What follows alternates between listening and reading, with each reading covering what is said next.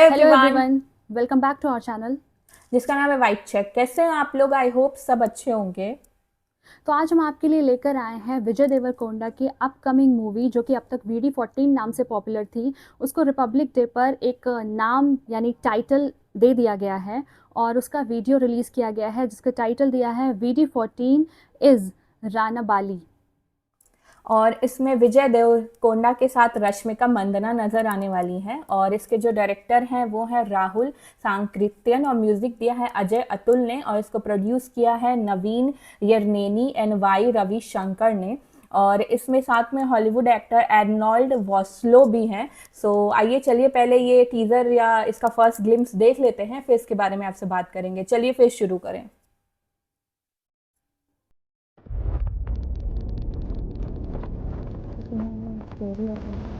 Oh, oh, dark hidden chapter which will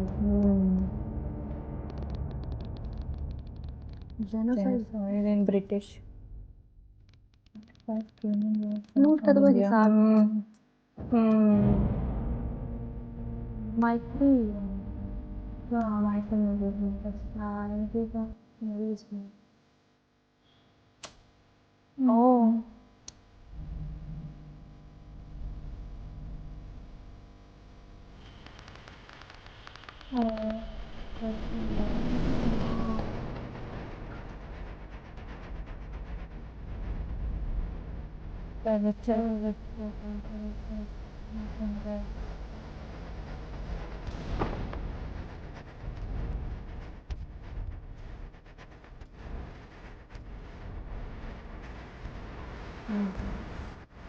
difference इनको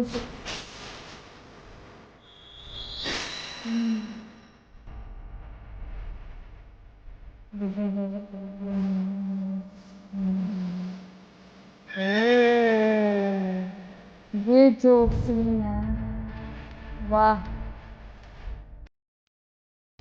और BGM Fearless. Oh Jam. Jamie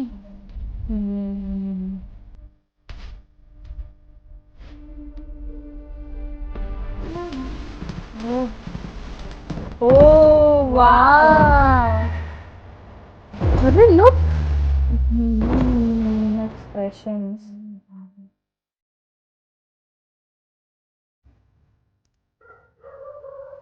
happy republic happy republic. Okay. Nice हाँ। वाह। मतलब एक तो वीडियो बहुत अच्छे से एडिट किया गया है, जिस तरीके से वो ब्रिटिश एरा की चीज़ें दिखाई गई हैं वो बहुत ही कमाल का लग रहा है। थोड़ा एनिमेशन के थ्रू दिखाया गया और फिर वो एंड में जब वो उनकी एंट्री होती है विजय सर की, इतने कमाल के लग रहे थे एकदम। फियरलेस वॉरियर की तरह उनका लुक आ रहा है और आंखों का एक्सप्रेशन इतना कमाल का, ऐसा लग रहा है कितने एंग्री हैं। और मतलब ऐसा लग रहा है कि स्टोरी जो है वो मद्रास के एरिया की है, जहाँ जो ब्रिटिश एरा में जो चीज़ें हो रही थी इंडियन के साथ उसके ऊपर बेस्ड है मूवी। जिसमें ए विजय सर जो है वो राना बाली का कैरेक्टर प्ले कर रहे हैं, जो कि एक ऐसा फियरलेस वॉरियर टाइप का दिख रहा है, जो इन सारे जो ब्रिटिशर्स जो ये कर रहे थे इंडियंस के साथ, जो वो अनाज लूट के ले गए थे, पैसे लूट के लेके गए थे, फिर खाने की कमी हो गई थी, बहुत सारी चीज़ें उस टाइम चल रही थी इंडिया में। सो उसको वो कैसे टैकल करते हैं और कैसे ब्रिटिशर्स के अगेंस्ट खड़े हो जाते हैं। आई थिंक पूरी मूवी उसी पे बेस्ड लग रही है।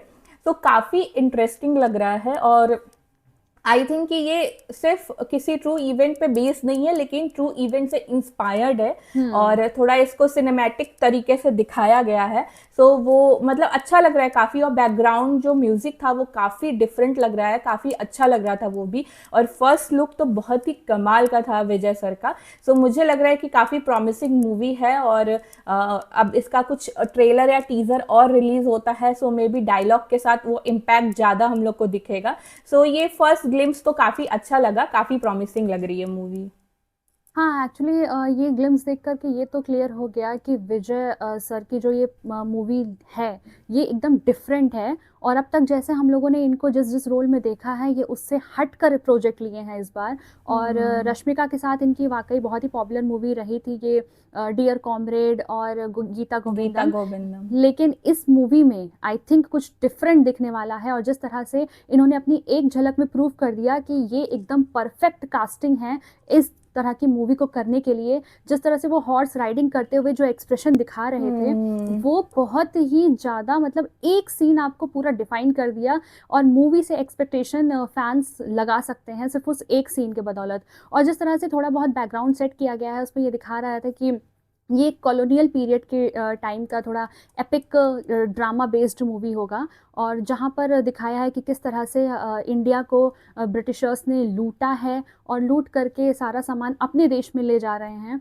और बहुत ही ज़्यादा, मतलब एक तरह से जो बहुत ही पॉपुलर होते हैं इवेंट्स या नेगेटिव इवेंट्स, उनको तो हाईलाइट किया जाता है, लेकिन इस तरह की जो चीज़ें हैं उतनी नहीं पढ़ाई जाती, उतना हिडन रह जाता है कि ये भी एक तरह का जेनोसाइड की ही कैटेगरी में है, जहाँ पर फैमिन वजह, भुखमरी की वजह से इतने सारे लोगों की जान गई होती है। और वो हमारे ही देश का पैसा, हमारे ही लोगों का पैसा, लेकिन हमारे ही लोग 2 वक्त का अनाज नहीं पाते हैं। जिस तरह से वो सीन दिखाया गया था कि वो सिर्फ एक सूखा चावल भी नहीं खिला पा रहा था अपने बच्चे को, उसको स्नैच कर लिया जा रहा था, छीन लिया जा रहा था, लूटा जा रहा था। तो जिस तरह से वो हॉर्स राइडिंग के टाइम पर उन्होंने एक सिंबल आया था जहाँ ऊपर से 2 एकदम गुस्से वाली आंखें दिखाई गई, और वो जब उनका नाम आया रणबाली, तो वो एक कह सकते हैं वॉरियर का सिंबल था।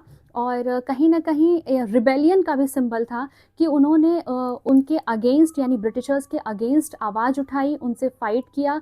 ये इस तरह की एक फ्रीडम फाइटर इंस्पायर्ड मूवी रहेगी। और विजयम्मा का रोल प्ले कर रही थी ये रश्मिका, उनका भी छोटी सी ग्लिम्स आई, वो भी बहुत ही अच्छी लग रही थी। आई थिंक ट्रेडिशनल टाइप में पूरे दिखेंगी।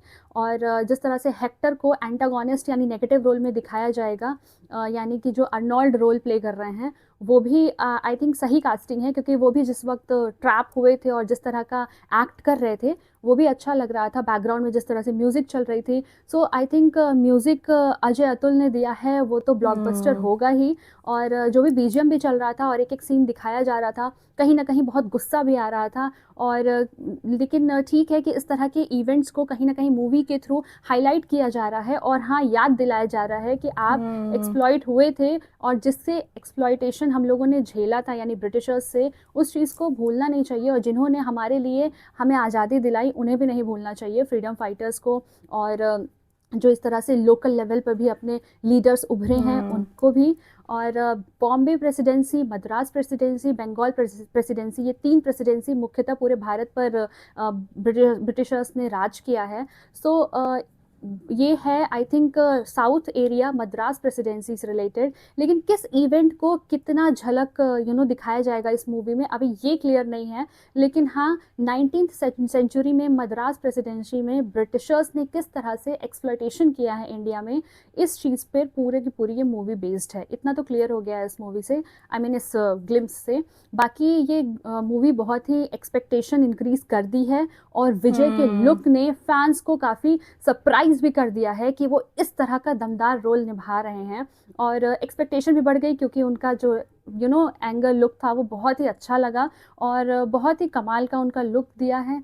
सो आई थिंक ये मूवी भी मस्ट वॉच होने वाली है। हाँ, और रश्मिका का लुक भी काफ़ी डिफरेंट लग रहा है इस तरह के कैरेक्टर में, उनको भी ऐसा लग रहा है पहली बार ही देख रहे हैं। ऑलरेडी इनकी पेयरिंग बहुत पॉपुलर है, पर इस तरीके के डिफरेंट प्रोजेक्ट में वो कैसा काम कर पाते हैं, ये भी देखना इंटरेस्टिंग होगा। सो इस अब वेट है इस मूवी के टीज़र या ट्रेलर का। सो जब इसका टीज़र या ट्रेलर रिलीज़ होगा तो हम उस पर भी ज़रूर रिएक्ट करेंगे। सो अगर जो हमारा रिएक्शन अच्छा लगा होगा तो प्लीज़ इस वीडियो को लाइक कर दीजिएगा, हमारे चैनल को सब्सक्राइब कर दीजिएगा, बेल आइकन पर क्लिक कर दीजिएगा, ताकि लेटेस्ट नोटिफिकेशन आप तक ज़रूर पहुँचे। तो मिलते हैं आपसे अगले वीडियो में। अगले वीडियो तक के लिए बाय बाय।